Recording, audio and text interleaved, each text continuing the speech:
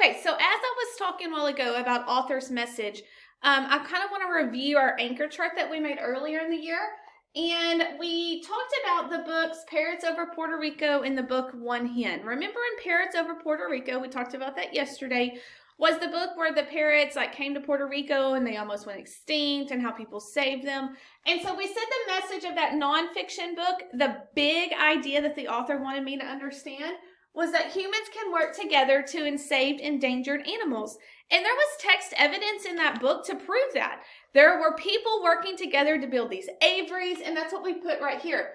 Created an aviaries for the birds so that they could survive, and all these people worked together for this to happen.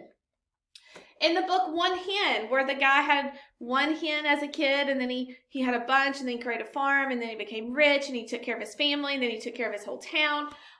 Change happens one person at a time. And there was text evidence for that in that book. That guy was the one person to make the changes in that book. So there was text evidence to prove that big idea.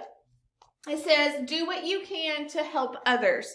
And there was proof of that where he was helping other people in his school, his family, his whole community.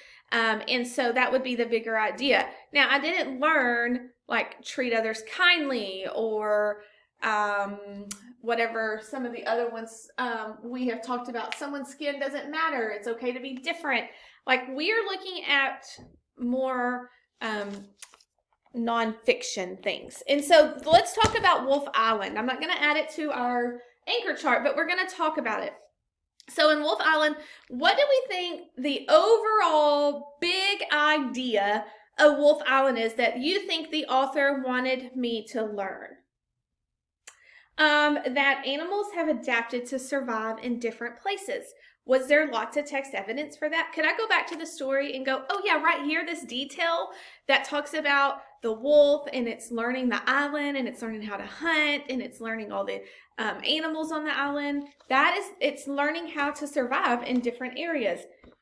It also says that coastal wolves have a special connection to the land where they live and that they are social animals.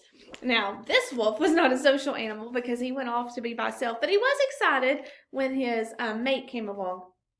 But I do think that they have a special connection to the land could be a message because there were lots, he knew his land, and that kind of goes with adaptation, like we talked about in the first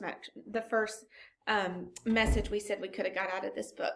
So the big thing to remember in nonfiction is you're looking for the big idea of the story, not like a detail, but what does the author want me to really learn about this topic? What is his overall purpose for writing?